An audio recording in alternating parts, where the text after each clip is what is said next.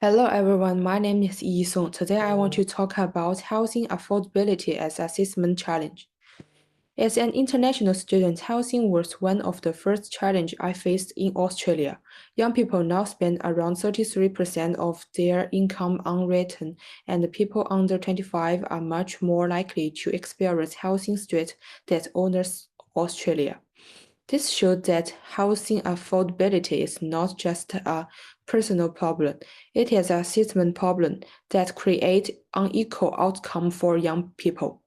In assessment 2, identify two feedback loops. The first is housing as investment loop.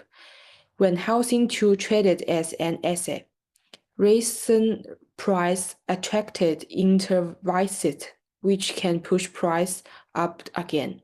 The second is the rent. Street loop high return reduce young people's ability to save, study, or plan for the future. This keeps them in the return market for longer and can strengthen landlord bargaining power. Its assessment tool helping me understanding the strategy for the housing system. Week 5 and 10 helped me think about how change can be measurement, find and learn. At the first, I saw tax reform as the main level, but the Unit 6 helped me understand that we cannot improve what we do not measure. Australia often measures housing output, such as how many homes are built. However, it rarely measures young retailers' outcomes such as security, stability, and well-being. Without this, accountability remains unclear. Unit 9 also changed how I understand leadership. Complex systems need adaptive leaders who observe, interpret, and intervene carefully. There are three main constraints. The first is finding. Community housing provide often written on short-term finding, but the housing need are long-term. The second is power. Property owners have more influence over tax and planning, while young written have less political power. The third is measurement. Without a clear outcome framework, the system cannot learn what is working. There is also governance tensions for purpose.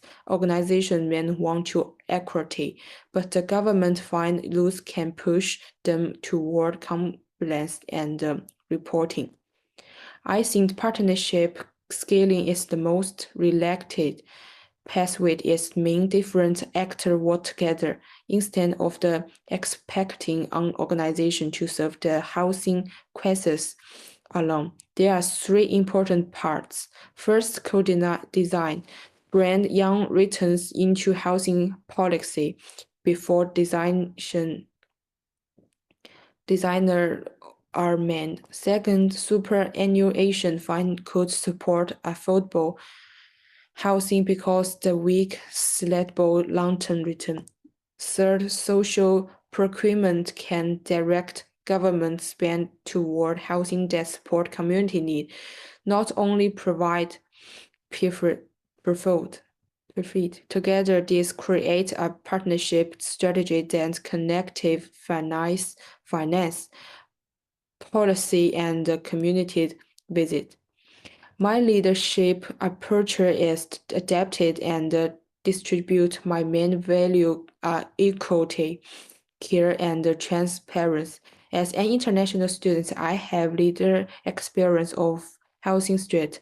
This course also helped me analyze and the problem at the assessment level. I want to use the position as the bridge between lived experience and assessment analysis.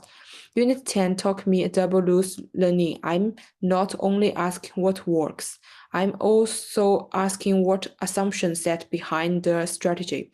For policymakers, I would reform young housing as an intergeneration equality issue for young people. The message is different. It's not a personal failure, but a system failure. My key insight is that young return need to be visible. Measurements should show their real experience because we cannot address what we cannot see. This cross change how I understand my role. I now want to become a leader who can connect leader experience, evidence, and accountability to support more responsible social change. This is my reference. Thank you for your listening.